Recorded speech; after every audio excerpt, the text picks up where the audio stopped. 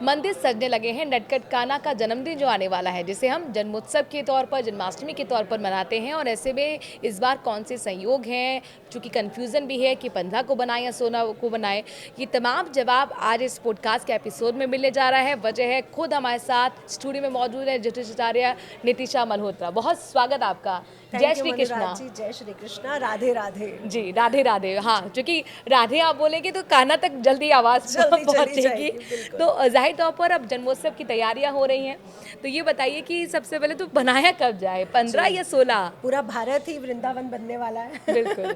तो पहले तो मैं ये बहुत क्लियर कर दूं कि जो अष्टमी तिथि है वो 16 को मिल रही है, इसलिए हम लोग 16 को ही जन्माष्टमी मना रहे हैं। लेकिन रोहिणी नक्षत्र इस साल हमें 16 को नहीं मिल रहा है, वो 17 को पड़ेगा। लेकिन जन्माष्टमी का जो जन्म पर्व है, जो श्री हरि विष्णु के कृष्ण स्वरूप का जो जन्म पर्व है, वो रात को 16 तारीख रात को 12 बजे मनाया जा रहा है। जी, संयोग इस बार कौन से हैं? जी, इस साल बहुत अच्छे संयोग पड़ रहे हैं, जैसे कि शोभन योग है, शश योग है, लक्ष्मी योग है, गज लक्ष्मी योग है और सर्वार्थ सिद्ध योग है। ये योग पढ़ना ही जन्माष्टमी पर अपने आप में स्पेशल हो जाता है, क्योंकि अष्टमी तिथि पर चंद्रमा का वृषभ राशि में होना और रोहिणी नक्षत्र में होना, ये अपने आप में बहुत बड़ा योग है। तो इससे बड़ा योग क्या होगा कि चंद्रमा अपनी उच्च राशि में है और रोहिणी नक्षत्र में है। जी, तो ये सबसे बड़े योग इस साल पढ़ने जा रहे हैं। तो तमाम जो व्रती हैं, जो व्रत रख रहे हैं, रात के 12 बजे आरती करने के बाद वो खुद भी भगवान को भोग लगाएंगे और ग्रहण भी करेंगे, तो वो क्या उपाय करें कि इस संयोग का फायदा उन्हें मिल पाए? जी, पहली बात तो इस बार कृष्ण जन्माष्टमी हम 12 बजे नहीं 12:04 पे मनाएंगे। अच्छा, रात्रि का ये समय है 12:04, तो ये नोट कर लिया शुभ जाए। संयोग 12:04 से शुरू हो रहा है, 12:04 तक शुभ संयोग नहीं है, इसलिए कृष्ण जन्म 12:04 पे होगा और ये 12:47 तक रहने वाला है। तो आप इस समय कृष्ण जन्म करवाएंगे, जो खीरे में जन्म करवाते हैं या जैसे भी आपके घर में रिचुअल्स होते हैं जन्म के, वैसे आप जन्म करवाइए। इसके बाद अभिषेक रहेगा उनका, पंचामृत से, दूध से, दही से, शहद से अभिषेक होगा। इसके बाद उनको सुंदर सुशोभित सजाया जाएगा, नए वस्त्र पहनाए जाएंगे, इत्र लगाया जाएगा, चंदन, मोर मुकुट पहनाया जाएगा। अब पूरा सजाने के बाद अब उनको झूले में बिठाया जाएगा और झूला झुलाना आज के दिन बहुत स्पेशल माना जाता है। कहते हैं जितना हम ठाकुर जी को झूला झुलाते हैं उतना हमारे जीवन से जो कठिनाइयां हैं, जो दुख है, दरिद्रता है, वो दूर हो जाती है। इसलिए सभी जातक जो भी इस पॉडकास्ट को देख रहा है, ठाकुर जी को झूला झुलाने मंदिरों में जरूर जाएं। जी, और ये सिर्फ जन्माष्टमी अच्छा, पर ये इसका भी कोई काउंटिंग है कि जैसे 11, 16 कुछ जी इस तरह से? 11 या 16 तो कम से कम होना ही चाहिए अगर आप झूला झुला रहे हैं। और एक विशेष उपाय आपको मनुराज जी बताती हूँ। मोर पंख कान्हा जी को बहुत प्रिय है, बांसुरी कान्हा जी को बहुत प्रिय है। अगर आपके पास धन की स्थिति कमजोर है तो एक मोर पंख उन्हें चढ़ा के, या बहुत से आप चढ़ा सकते हैं, पंडित जी से एक मोर पंख मांग लीजिए और उस मोर पंख को अपने घर की तिजोरी में रखिए। देखिए आपके घर में धन की स्थिति स्ट्रांग होगी, चाहे आपके बैंक बैलेंस बढ़ जाए, लेकिन तिजोरी में होने की वजह से आपका बैंक बैलेंस बढ़ेगा। दूसरा, हमारे जीवन में अगर कठिनाइयां आ रही हैं, जब भगवान कृष्ण बांसुरी बजाते थे ना, तो सभी मोहमुग्ध हो जाते थे और ग्रह भी सारे मोहमुग्ध हो जाते थे। तो जब वो कृष्ण बांसुरी बजाते ना, तो ग्रह भी मोहमुग्ध हो जाते हैं। तो उनको एक बांसुरी जरूर गिफ्ट करिए जो बजती हो, लेकिन आपको चेक नहीं करनी है, झूठी नहीं करनी है। वो जैसे ही उनको चढ़ेगी, क्योंकि वो सबसे पहले बांसुरी की तरफ भागेंगे ठाकुर जी, वो जैसे ही चढ़ेगी वो वैसे ही बजाएंगे और आपके सारे ग्रह शांत हो जाएंगे।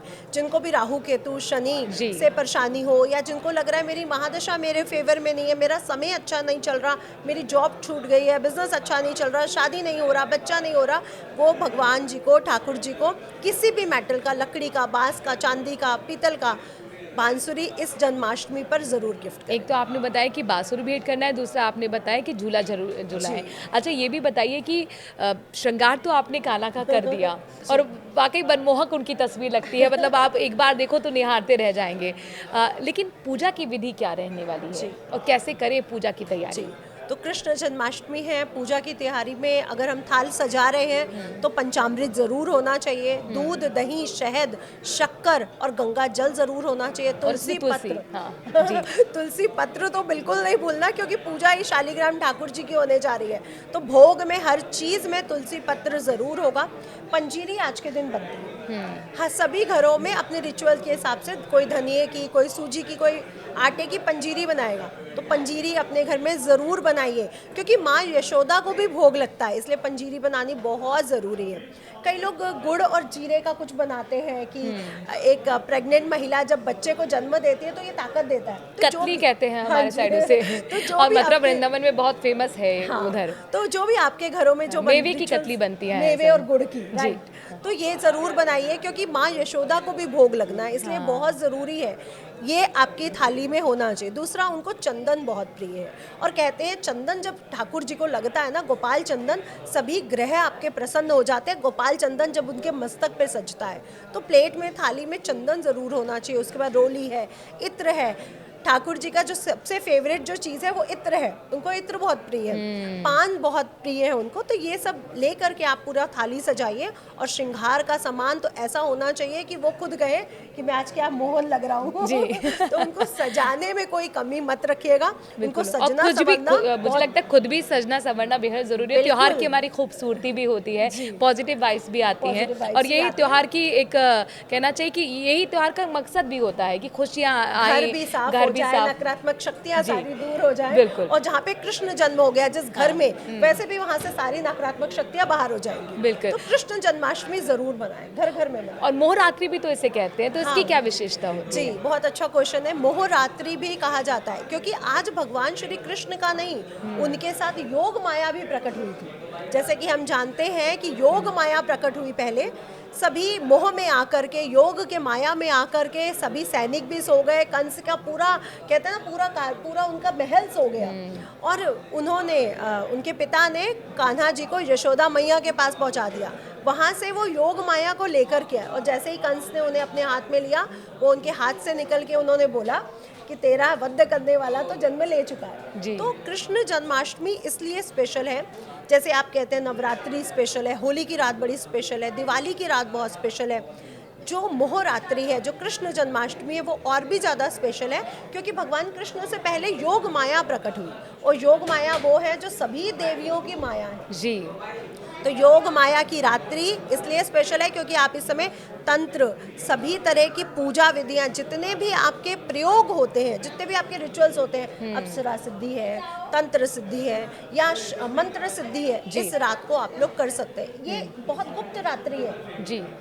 इसको इसीलिए सोशल मीडिया पर इतना नहीं बोला जाता। ये इतनी स्पेशल रात्रि है कि सभी 10 महाशक्तियों में, पूरे वृंदावन में, निधिवन में सभी प्रकार के जो सिद्धियां होती है, मंत्र सिद्धि है, उसका प्रयोग किया जाता है। अच्छा, तो फिर कौन सा मंत्र हमें जाप करना चाहिए? जी, ये बहुत अच्छा क्वेश्चन है कि हम कौन सा मंत्र करें। तो भगवान श्री कृष्ण अपनी योग माया के साथ प्रकट हुए हैं, तो जो कहते हैं ना राधे राधे ही बोल देता है, वो भगवान कृष्ण भागते चले आते हैं। बिल्कुल। तो राधे राधे तो एक सबसे बड़ा मंत्र है, महामंत्र है। हाँ। जय श्री राधे। दूसरा, ओम नमो भगवते वासुदेवाय नमः। अगर हम इस मंत्र का जाप कर लेते हैं तो भी श्री हरि विष्णु श्री कृष्ण हमसे बहुत जल्दी प्रसन्न हो जाते हैं। तो इन कृष्ण मंत्रों का जन्माष्टमी जो है वो जन्मोत्सव है, जन्म का हम उत्सव बनाते हैं भगवान के। मुझे लगता है ये मातृत्व उत्सव भी है, जी। मातृत्व को सेलिब्रेट करने का, यशोदा के लिए भी देखिए, समर्पित यशोदा ये। जी को सेलिब्रेट किया जा रहा है, कृष्ण को सेलिब्रेट किया जी। जा रहा है, और राधा जी जो और अभी जिनके प्रकट घर में के दिन- कान्हा है, क्योंकि जो माएँ हैं वो अपने बेटों में भी कान्हा ढूंढती कान्हा हैं। आजकल तो बेटियां भी बिल्कुल। कान्हा से कम नहीं है, लेकिन इस दिन योग माया के प्रकट होने जी। के कारण ये बहुत स्पेशल डे हो जाता है, क्योंकि योग माया सिर्फ साल में जन्माष्टमी का ऐसा त्योहार है जहाँ पे वो प्रकट हुई है, और किसी भी त्योहार में आप योग माया का वर्णन नहीं सुनते। और योग माया वो शक्ति है जो पूरी तरह से दुनिया को मोह माया में रखने वाली है, इसलिए इसे रात्रि को मोह माया का मोह रात्रि भी कहा गया है। बहुत बहुत शुक्रिया इसके मायने हमें समझाने के लिए और उपाय भी बताने के लिए। तो आज अभी इसी एपिसोड में इतना ही, बाकी खबरों के लिए बने रहिए न्यूज़ 18 के साथ।